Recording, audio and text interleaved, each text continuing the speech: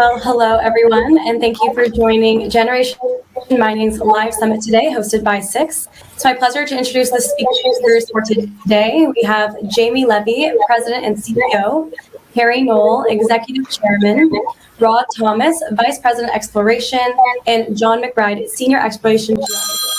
So in our presentation today, our speakers are going to walk us through a company presentation, and then we will be accepting questions live. So as a reminder, you can submit your questions at any time on the Q&A panel on the right-hand side of your screen.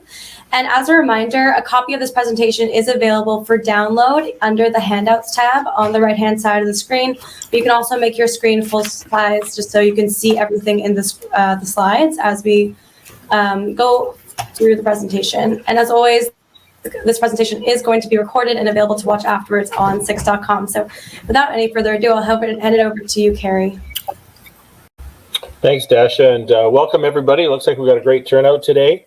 We're going to talk about the exploration potential at the Marathon property in Northwestern Ontario. So the presentation is going to be started off by Rod Thomas. Rod is our VP Exploration, and he is a real veteran of the exploration scene in Canada. I've known Rod for 30 years. He was former president of the PDAC, and he's been involved in a lot of different companies and projects and discoveries over the years. And he'll be followed by the guts of the presentation. Will be presented by John McBride. John is our exploration manager up at the Marathon site.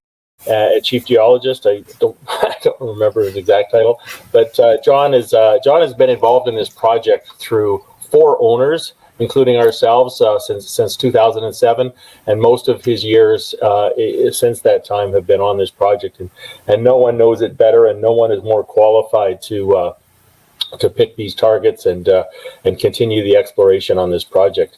I'll talk at the end of the presentation. I'll talk a little bit more about the corporate side of the company, and there will be some stuff there. But right now, let's get into the presentation, and I'm going to turn it over to Rod. Okay, thanks very much, Carrie.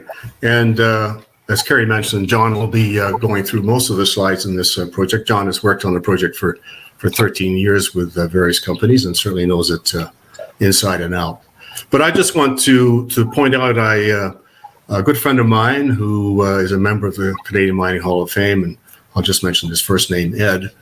He was working on this project in the 60s, must have been a very young man at that time, and he's always had an interest in it. And I think through John's presentation, I'd just like you to bear in mind that this is a over 200 square kilometer project. We have mineralization over a strike length of roughly 25 kilometers, plus deposits which are off strike, so to speak. There's 2 satellite deposits, Sally and Geordie. There are numerous showings along the edge of the complex, and it's essentially a district scale project. Most of the effort has been focused on the Marathon deposit itself, and in Ed's opinion, and the opinion of myself as well, that if and when that mine gets developed, there's going to be no shortage of opportunities to develop resources, in the fullness of time. So just keep in mind the scale. Keep in mind that a lot of the effort has been focused, essentially by junior companies on developing existing showings. But there's an awful lot of potential which really hasn't been uncovered. So on that note, I'll hand it on to John. Thank you very much, Rod, and thank you, Carrie. Thank you, everybody, for coming out to hear about our new discoveries and the work we've been doing in 2021. I'm going to talk a little bit about the geology so you can understand the scale that Rod was just talking about and how the vast potential we have in the complex. I'll touch on the highlights of our ongoing drilling campaign that we have right now, and the drilling at our central feeder zone and the Charnolith, which is the northern extension of the Marathon deposit. And we have a lot of projects, not enough or too many to kind of go over in great detail in a presentation over the hour. So we're going to look at some highlights of some of our best targets, or some of my favorite at least. So what we're looking at is the geological map of the Coldwell complex. A lot of you will already know that we completed our positive feasibility study just on the Marathon PGM copper deposit. There's over 200 million measured and indicated open pit resource with almost 3.6 million ounces of palladium, 1.2 million ounces of platinum, and over 400,000 ounces of gold with over 8 million pounds of copper. But like Rod said, it's a district scale kind of property that Generation holds here. We have two other resources, a Sally deposit to the north. We just released initial resource last year with just under 25 million tons of indicated material. Then there's we updated our Geordie deposit resource with 17 million indicated million tons of resource. But really what we're focusing, or up to this point, what we've focused on is that purple outer margin of the Coldwell complex, the eastern and northern margin. And that purple is representing the eastern Gabbros, which are hosting the PGM and copper mineralization. And we have a bunch of prospects throughout this region. They're not all labeled here. There's so many they don't even fit on our map. But what we've highlighted here is some of our most prominent, including the Chonolith, which is the northern extension, the central feeder zone. And I'll be going over some of these later. That purple arc that we see on the eastern and northern side is roughly about 30 kilometers in strike length, and we get a lot of mineralization and interest and prospects all the way through there. So jumping into the geology regionally, the Coldwell complex is related to the Mid-Continental Rift. So what we're looking at is Lake Superior in Northwestern Ontario.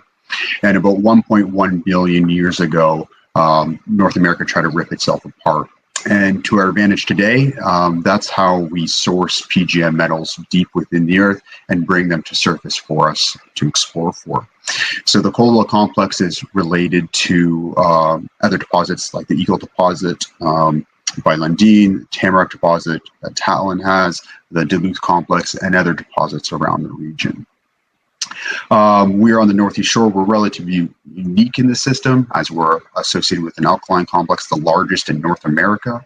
And recent work has really been able to put the fingerprint of the Coldwell complex expanding 200 kilometers to the west, 150 kilometers to the south, and really expanding as far as the Quebec border.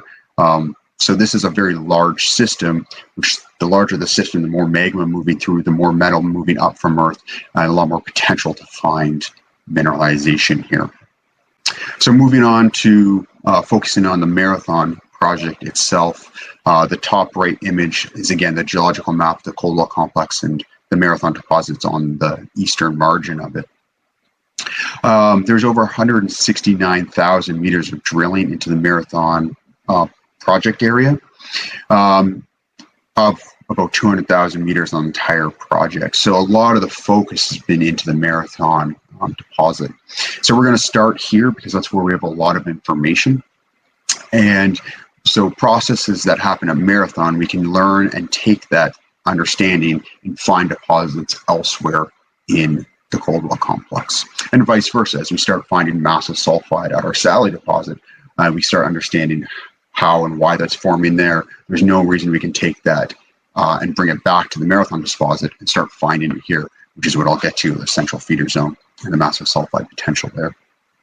The Marathon deposit itself, what we're looking at in the lower image is the mineral reserve pit shells. So it's been broken into 3 pits, the northern pit, which makes up 75% by volume of the mineral resource, and then the central and southern pits. The colors are palladium equivalent grade shells. So you can see that the majority of mineralization is over 1 gram per ton to 2.5 grams per ton palladium equivalent, with some nice highlighted hot spots in the central and southern pits. And we'll get to why those are there, but they're PGM enriched zones. The overall strike length of the Marathon deposit is over 3 kilometers north to south. And it's open, and it's being hosted in our Tubular Gabbro, which you can see in that shaded purple. So purple rock going on from here on throughout the presentation is a good thing, and that's really what we're exploring for. But you can see on the left side of the page, or the north end, is the Chonolith zone, which we're drilling currently today.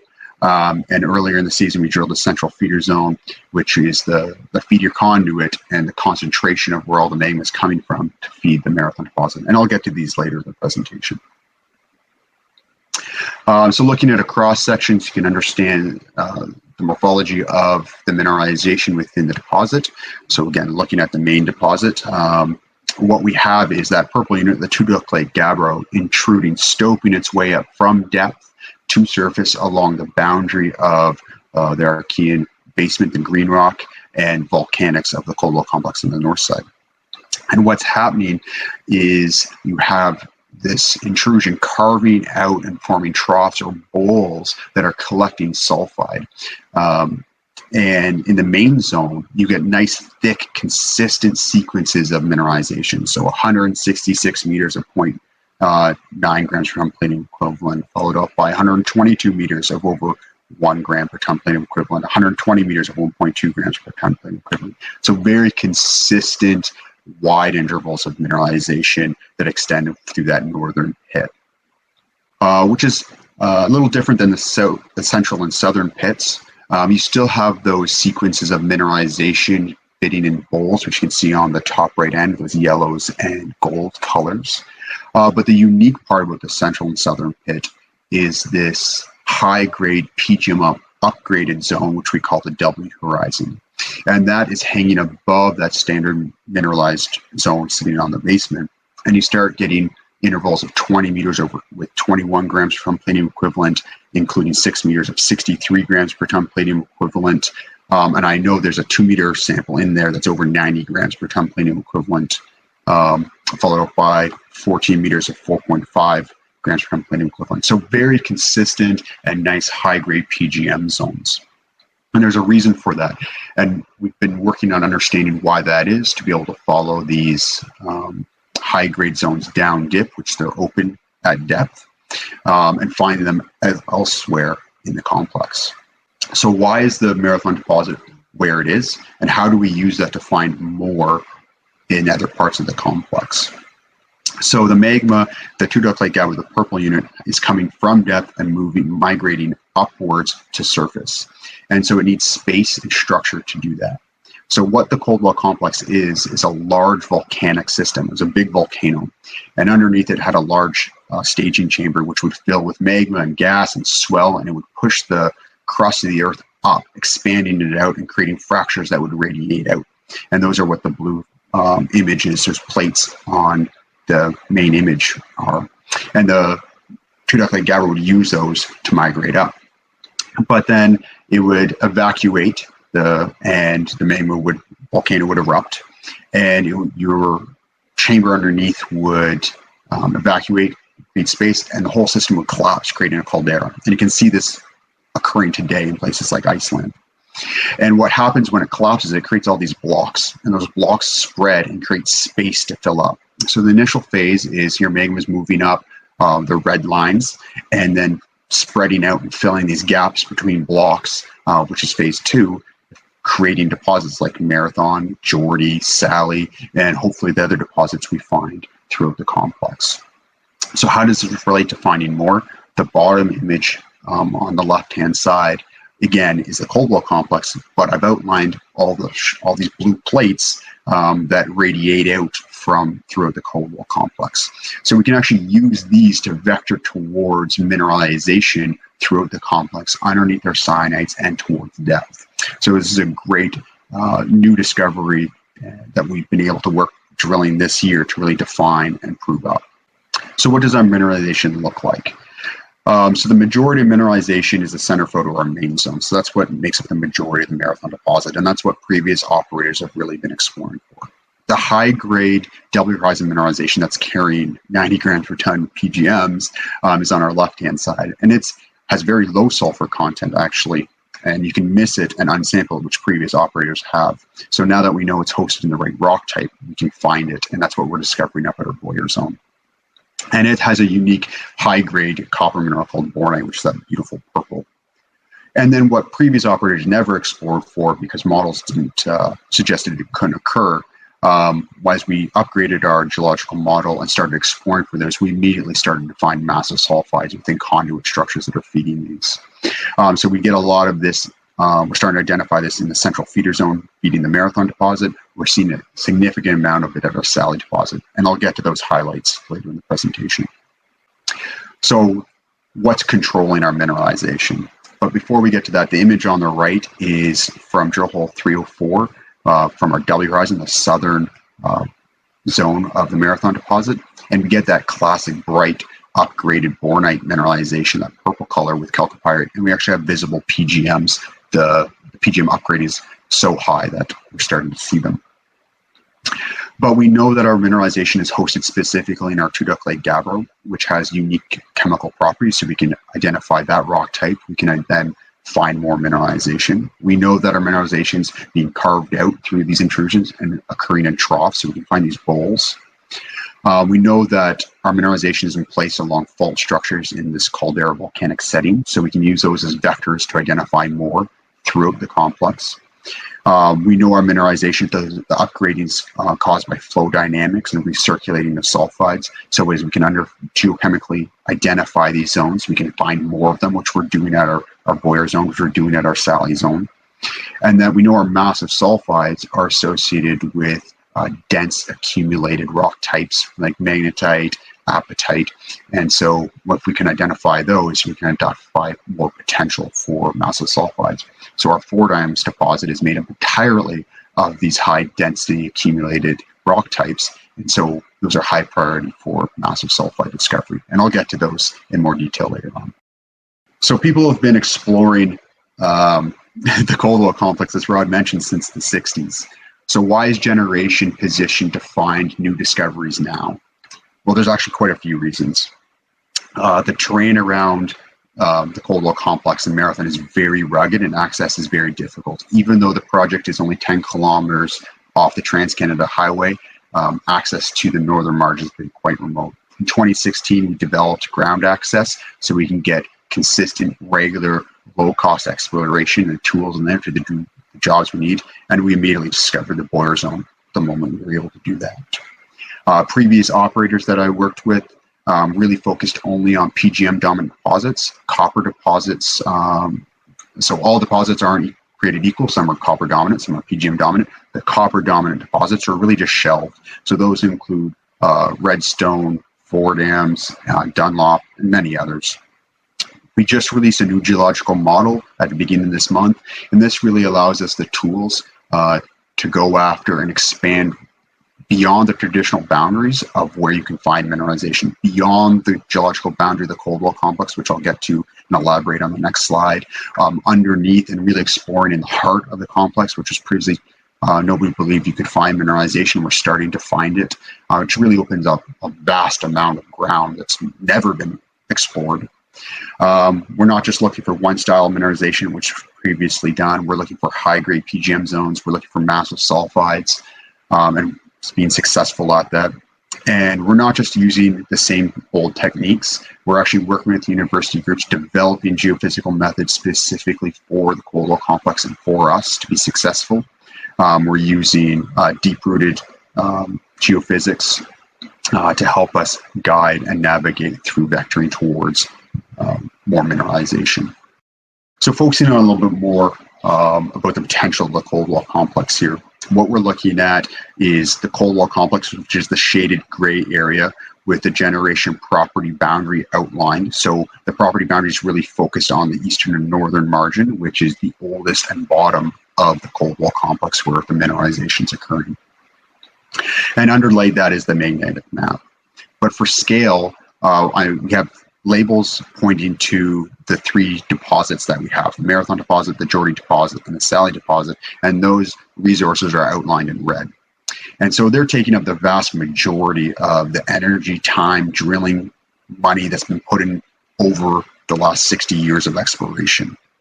And so for scale, you can see how little actual work has been done on the rest of the Coldwell complex, which is just open for exploration and under Generation's property.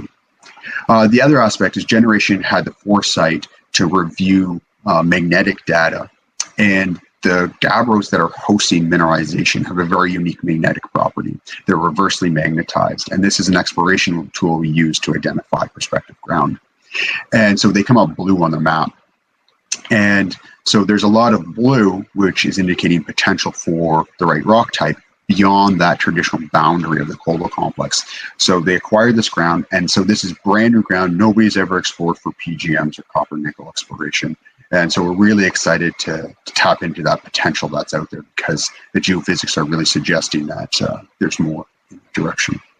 And then the new geological model, the old geological model said that there was a cap over the majority of the Coldwell complex, not just on the margin, and you couldn't explore through it.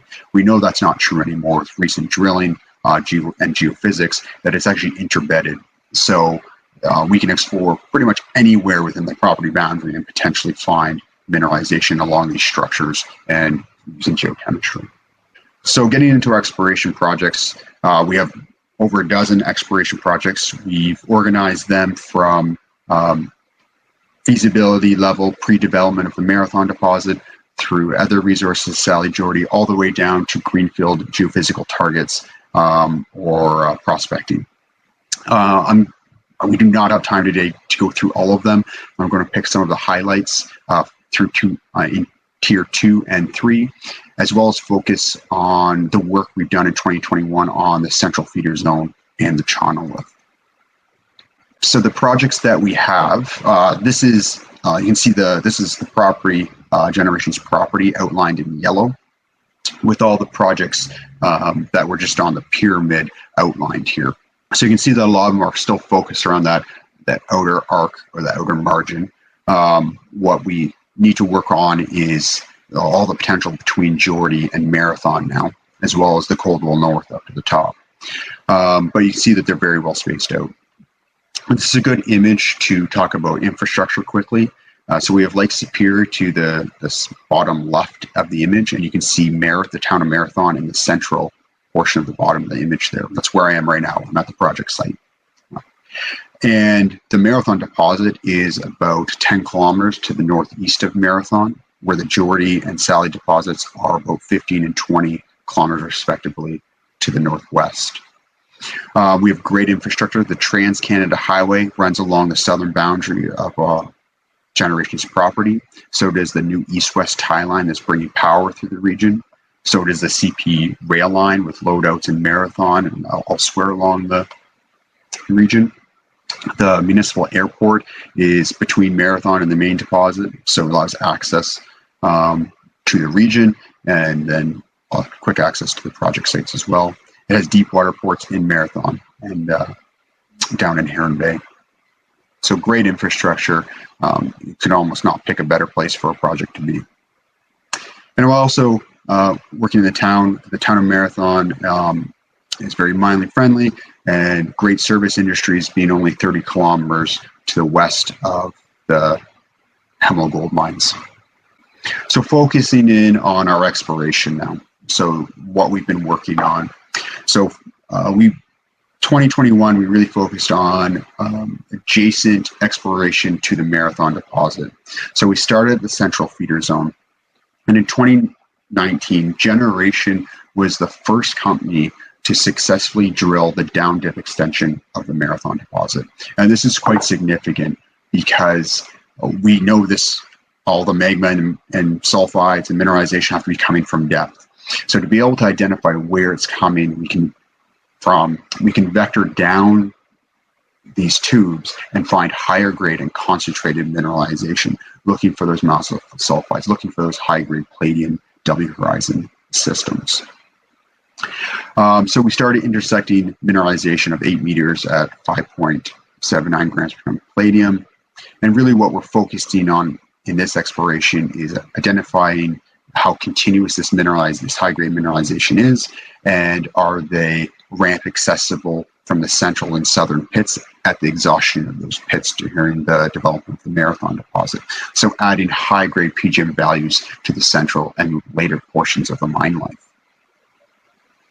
We've also been using exploration geophysics for seismic work and MTs to really help guide these along with structure.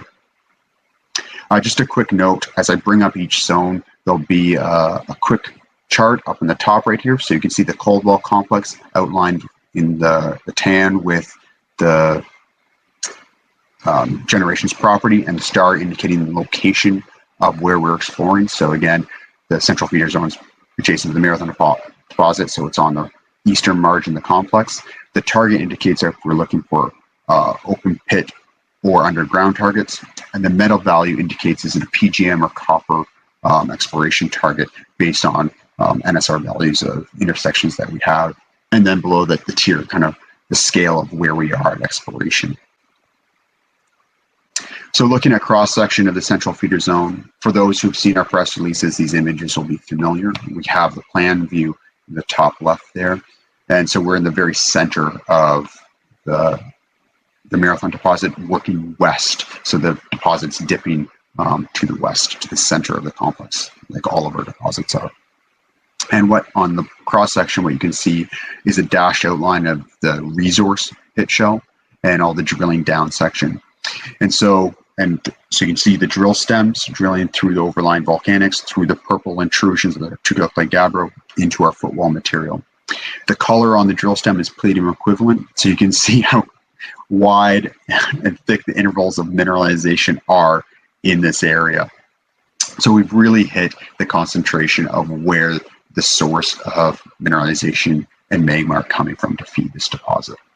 And what we believe we have is a very consistent upper high grade W horizon style mineralization. We have that bornite indication, we have the grades. So we have 3.51 grams per ton over 4 meters, 2.82 over 3 meters, including, and as well as 2.6 over 6 meters, 3.93 over 2 meters, and so on.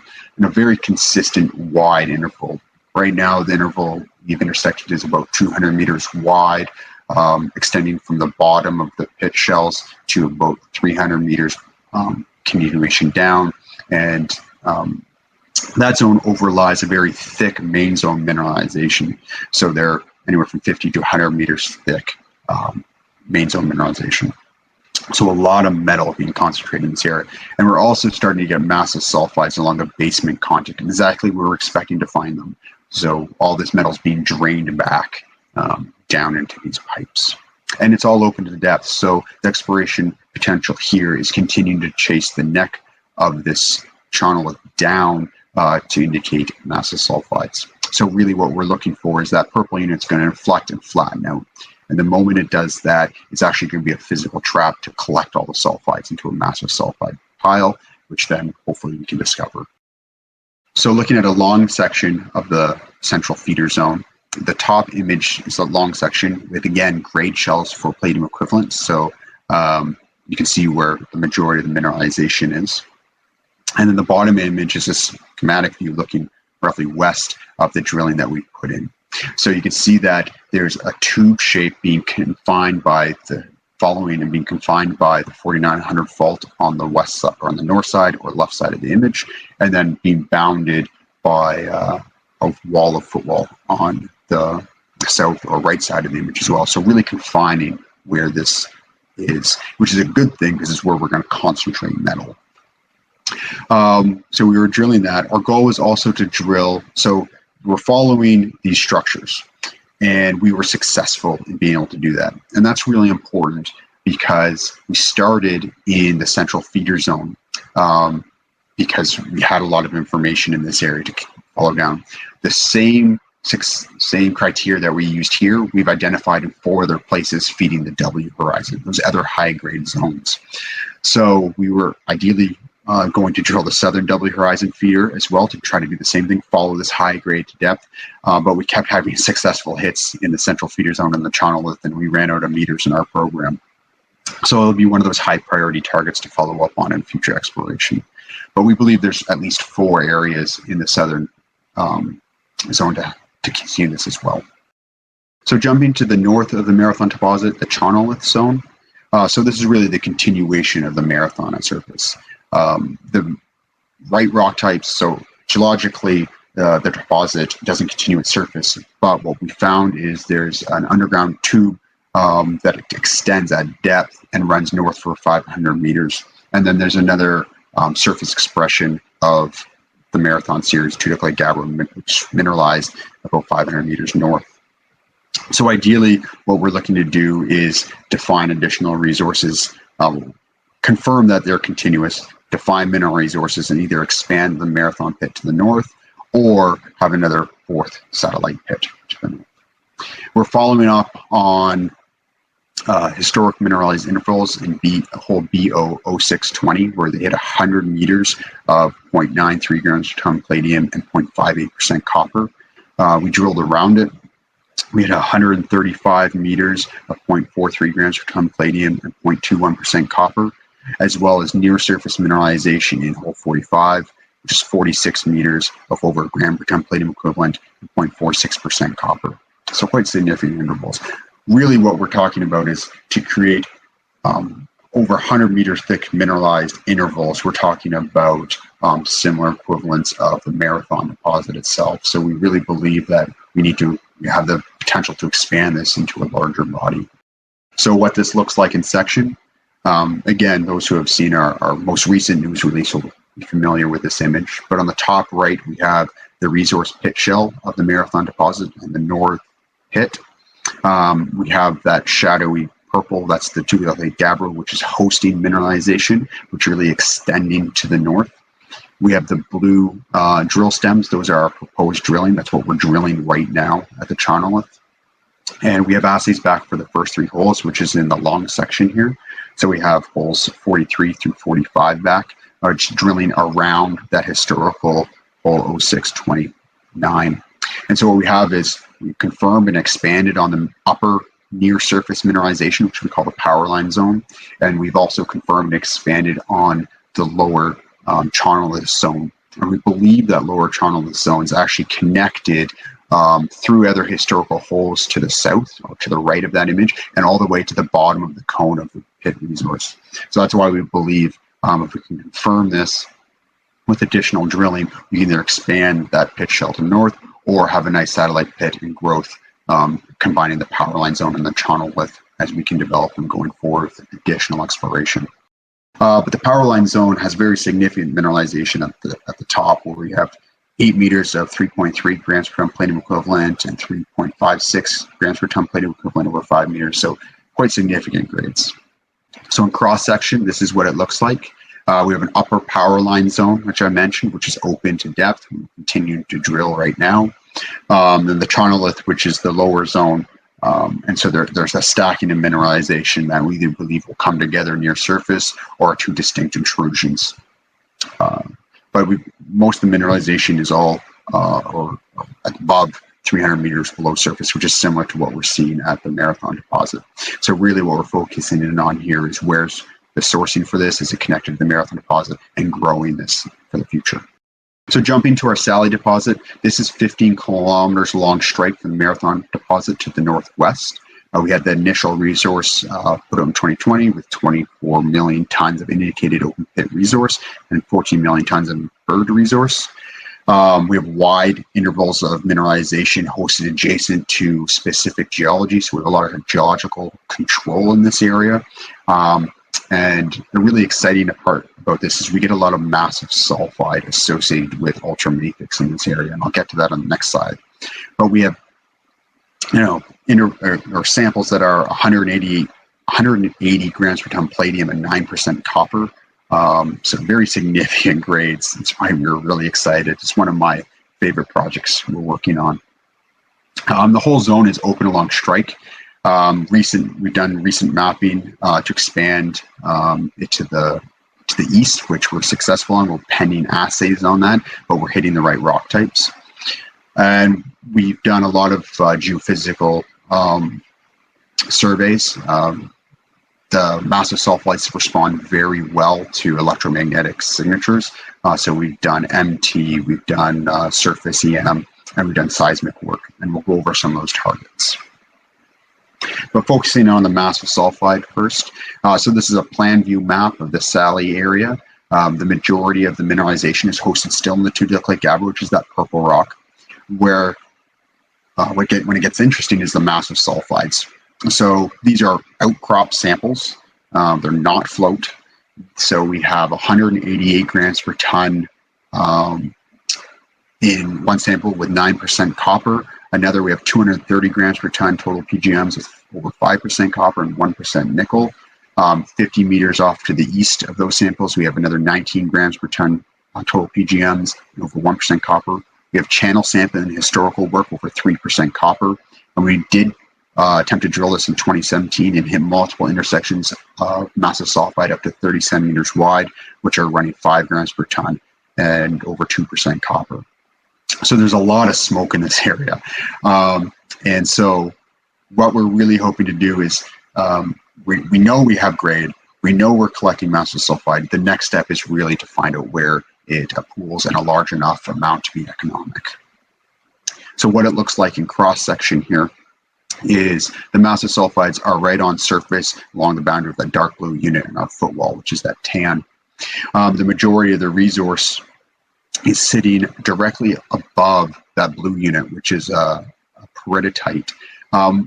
And the rock type isn't overly important, but it has a very unique geophysical and geochemical signature. So we can use that to identify more. And if we can identify that, we can drill at it and hopefully find more mineralization along that upper surface, because it's using the mineralizations occurring there because it's using it as a trap.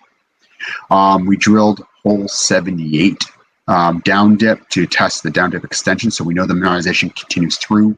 So primary targets are to fill in those gaps. And we did borehole EM on hole 78. So we stuck electromagnetic signal down the hole and picked up conductive areas around, really into defining hopefully massive sulfides. So these are high priority targets going forward. We decided to focus around the Marathon deposit in this program. But you can see the grades: 57 meters over a gram per ton, 44 meters over 1.6 grams per ton palladium equivalent, 66 meters over 1.3. So very consistent mineralization. So again, we're jumping back to a plan view of the Sally area. You can still see that purple gabbro. You can see the Sally deposit outlined in the shadowed area. And we have two different geophysical methods outlined here. The blue are passive seismic, or identifying high density targets, which are what we believe to be more of that blue peridotite unit. So again, we drill the top of this, we believe mineralization is going to occur on the top surface. They're acting as traps. We also have the red, which are MT targets. We find that it is working very well and correlating with what we see at surface mineralization, and it's correlating very well with our borehole EM technique as well. And it's really expanding the potential of the Sally deposit to the west. And like I mentioned earlier, we just finished mapping open ground along strike to the east, and are continuing to find additional Marathon series. We're just pending assays. Jumping to the Four Dams deposit, this is a relatively unique deposit within the Cold Block complex. It's composed entirely of that ultramafic rock. It's the same rock that's hosting the massive sulfides at Sally, and that's why it's so interesting. It's 4 kilometers north of the Marathon deposit. It's open at depth, and you can see that it's dominantly a copper deposit. So these are one of those projects that was shelved and very little work was done by previous operators. It's a relatively small intrusion. It's 200 meters wide, 80 meters thick, and depth is still open to depth. Our recent summer work included remapping the geology to the southeast. We believe we can find additional pipes with additional work here. So what it looks like in cross-section, so it's a steeply dipping intrusion, again, dipping to the southwest towards the center of the complex. You can see mineralized intervals are over 50 meters at 0.5 grams per ton palladium, 62 meters at 0.8, 80 meters at 0.4, and so on. You can see that they're also very copper dominant. Doesn't mean there's no PGs in them, just over the wide intervals, it's mostly copper. There's a PGM zone on the upper margin of this deposit, but it's still open at depth. So geophysics, again, these respond very well to electromagnetic signatures. So we did an MT survey along with past surface EM work, and we've identified multiple targets that need to be drilled off, and as well as the schematic diagram, the main pipe is open to depth. So all this needs to be drilled. We've identified a second pipe off to the southeast, which we believe there's multiple stacked pipes in these areas, and so there's more to be discovered. And then Geordie, lastly, is in the center of the Coldwell complex. It's hosted in our Geordie Lake Gabbro, which is slightly different than the Marathon series.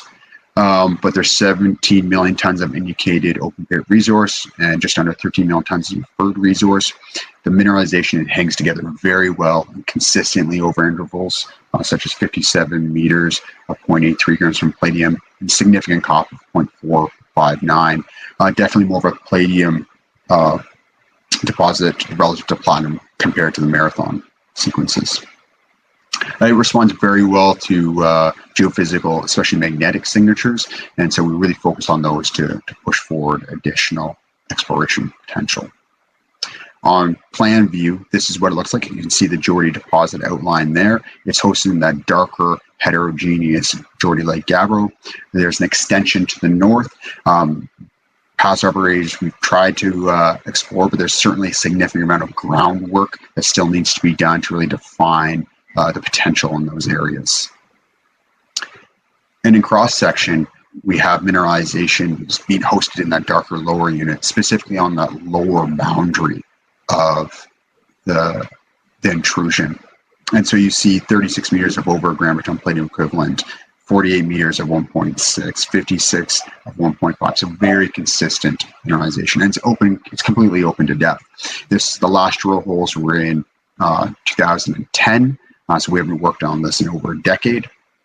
And when copper was just over $3. So a lot of potential in this. So that's the exploration targets and highlights for what we've been working on this year. There's a lot more, and I wish we had more time because there's still another 8 projects we could discuss. But that's what I'll leave it there for today. Thank you. I was just trying to go back to this one slide and just talk about the slide for a couple of minutes here. It's very tough to follow John McBride, as most of you can tell. He's quite the impressive individual.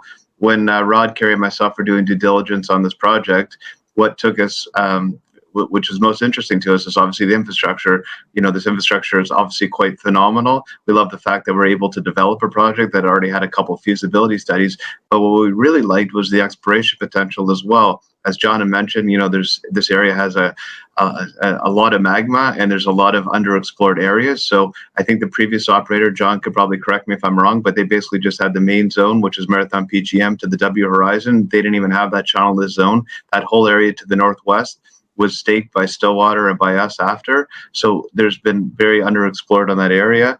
And as John mentioned a few times, when Stillwater had her Sibani, if it was only PGMs, that's all they would look at. If it was copper, they would shut it down.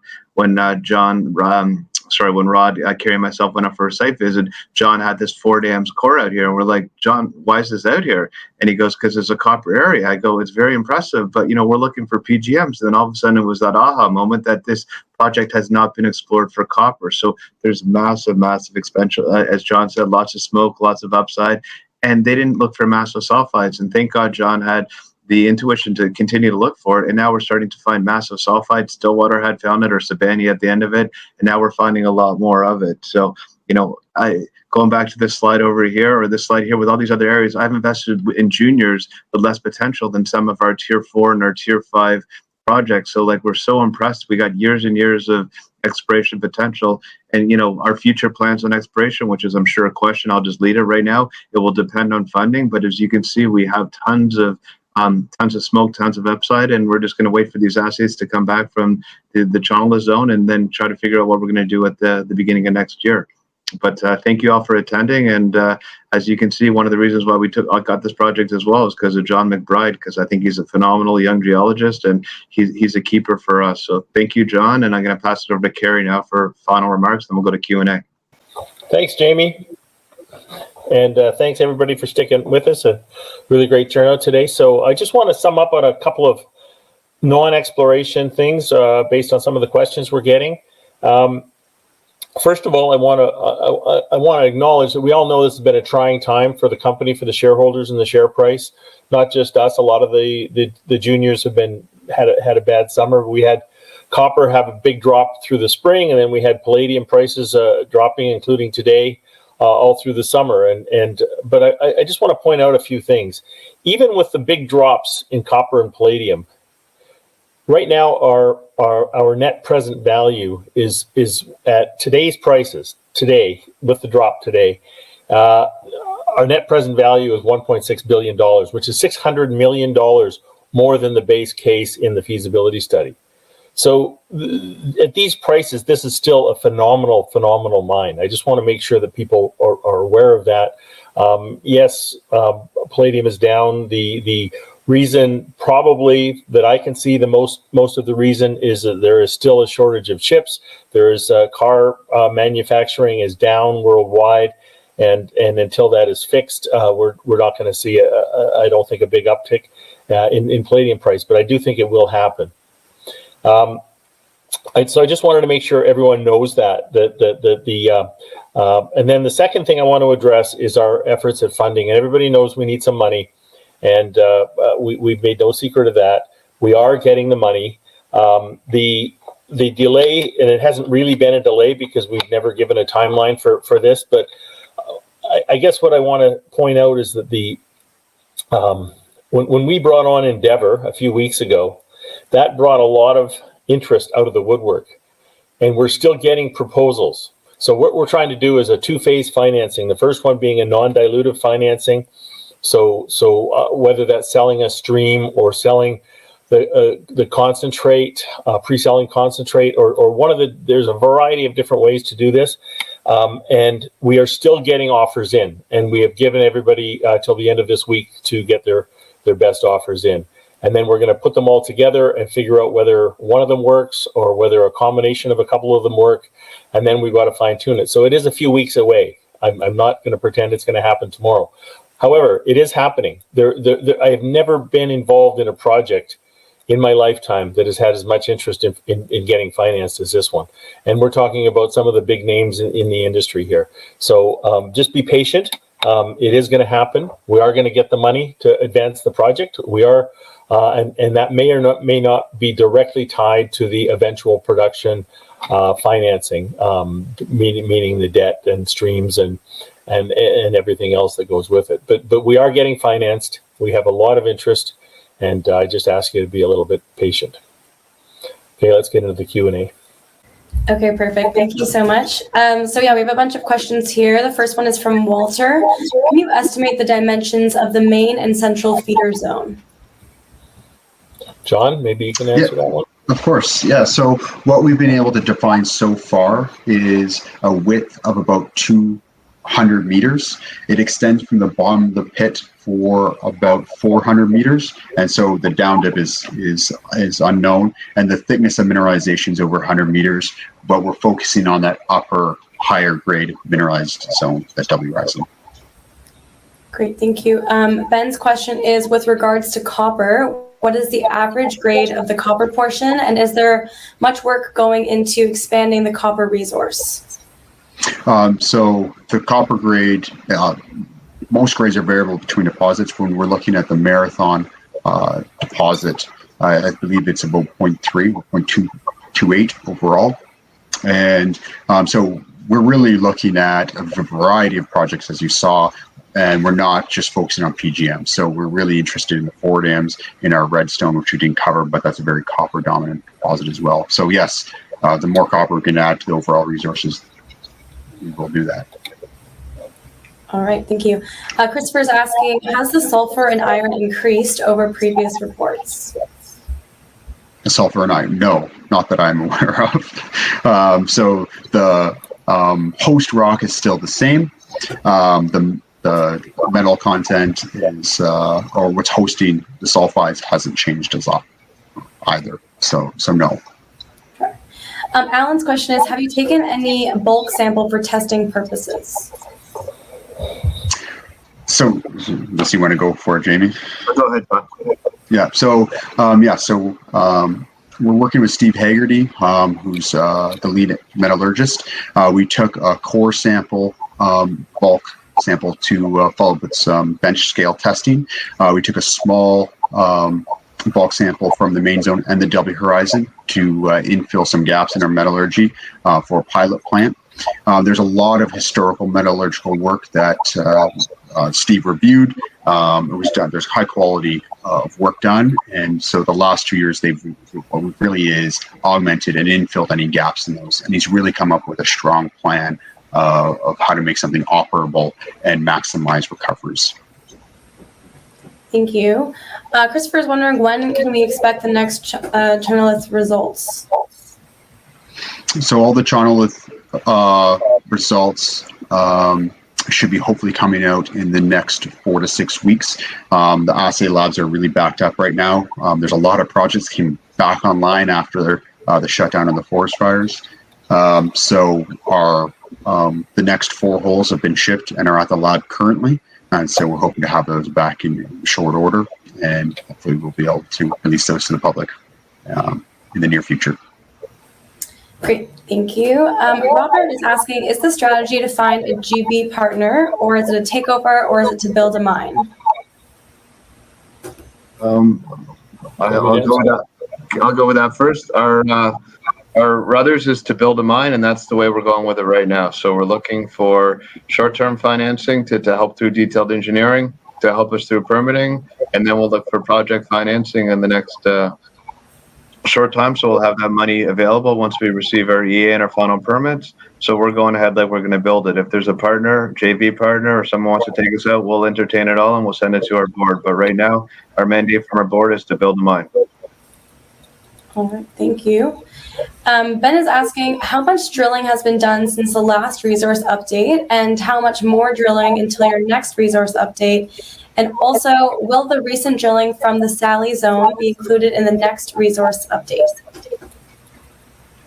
So this year we've drilled 10,000 meters in 2021. All of it was outside of these resources.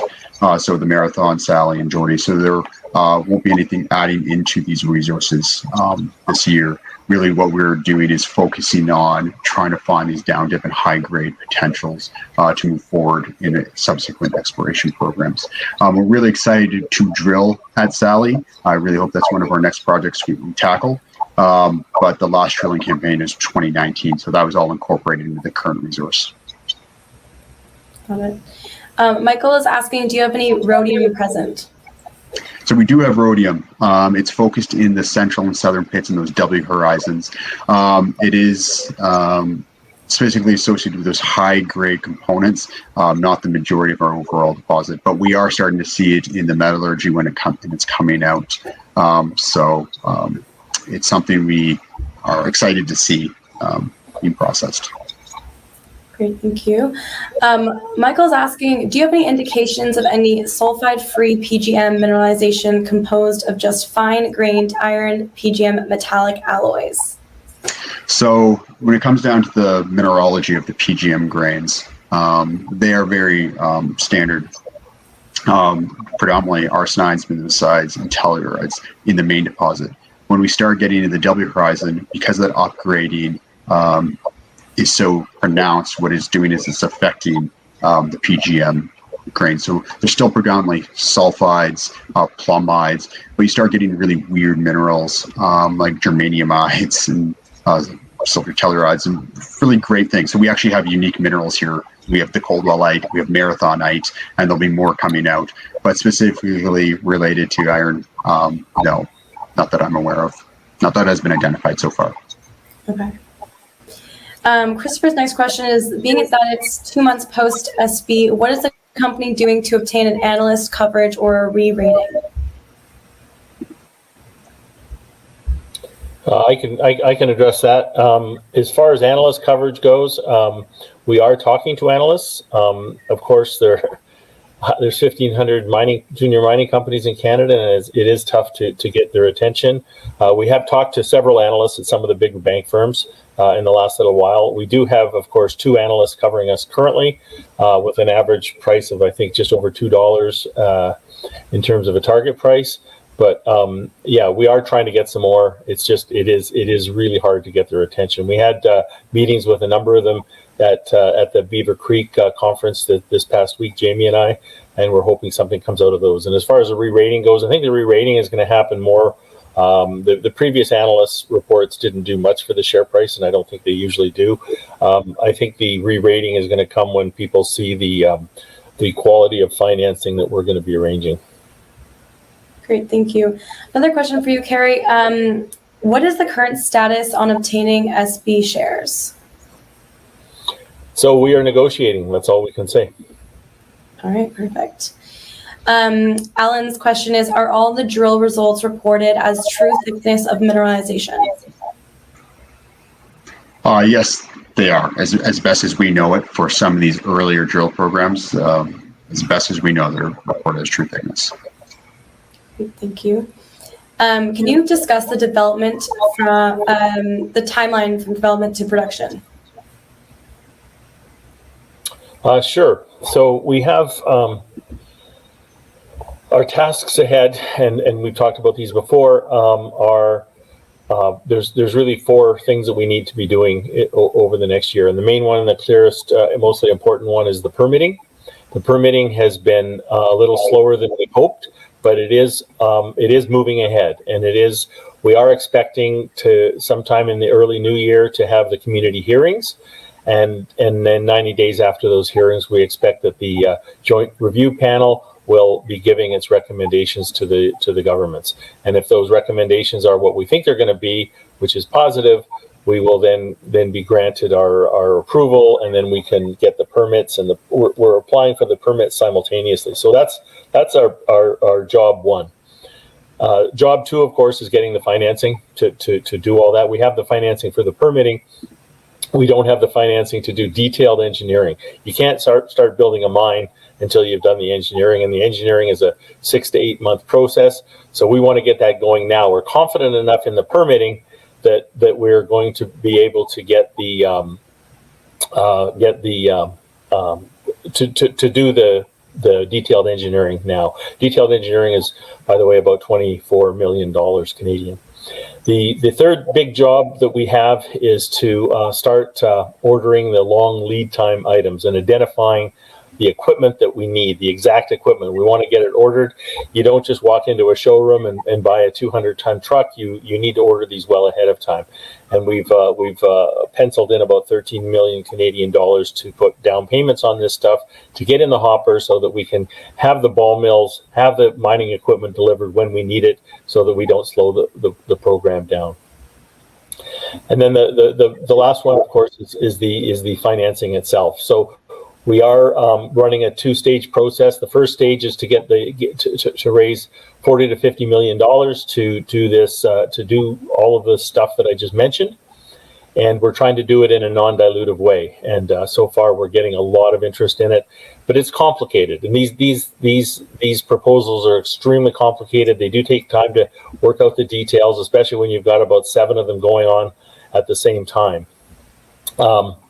So that is going. And then stage 2, of course, is the big financing, which we expect to be, we're hoping to be done early in the new year, as we've outlined in our timeline for some time, and that would be involving the debt, the possibly secondary debt, the streaming that is really a sort of a form of debt, and then what identify the amount of equity we're going to need to do in the end, or whether we bring in a partner. And we have proposal from another firm that wants to partner for up to 20% of the project. So that might be, there's all of these different things we have to look at, and they don't happen overnight, but they are ongoing. And as I've said before, I've never been involved in a project that had so much interest. And let me, to finish off for what Carrie had said here, the detailed engineering and part of the permitting expenditures are coming against our CapEx. So we're already start spending money today against the CapEx. So just so people are aware that the CapEx will come down later on. And just to go up why we're taking so long in the detailed engineering, there's a few companies that would maybe just sell a royalty or a stream today, just to benefit them in the short term. What we want to make sure is what we do now doesn't hurt us in 12 months when we do the project financing. We want to make sure that our partner now will be our partner later on, and they won't hurt us with the other partners that we need for mine financing. So we want to make sure it's fair for us. We're not here for a short-term profit. We're here for the long term and to build it, and we need to make sure we're doing everything properly. And that was a mandate from the board to make sure we do this correct. And that's why we brought in Deborah, who's one of the best out there. Great, thank you. I know that we are at the end of the hour, but just one more question here. How are the First Nation discussions progressing? I think they're going very, very well. We have a very good relationship with our partners to the south, Bittigaw-Nishnabeg, Pace Plat, the Métis Nation, Pic Mobert. The groups are around there. John is around them all the time. There will be CBAs formalized, hopefully in the short term, and we look forward to working with the First Nation groups going ahead. So we did have a big agreement in principle with the big partner to the south again, Bittigaw-Nishnabeg, and we're going to develop that into a CBA very soon. Great, thank you so much. I want to thank you all for a great presentation and taking us through the Q&A. And of course, thank you for everyone who attended and submitted all these great questions. If you do think of a question after the summit, we will be sending out a short survey. And of course, feel free to reach out to the Generation Mining team. You can also find more information on their website at genmining.com. But I'll pass it back for any final remarks.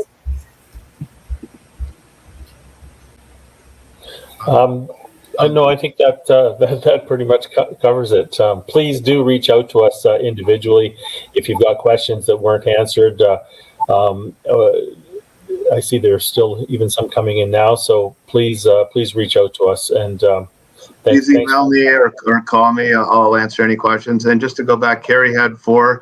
Our number 5, which is not a distant fifth, is the exploration program that, as you can see, what John has done is quite phenomenal from the academia side to the economic side of it. And that's our plan, is to look at that in the future.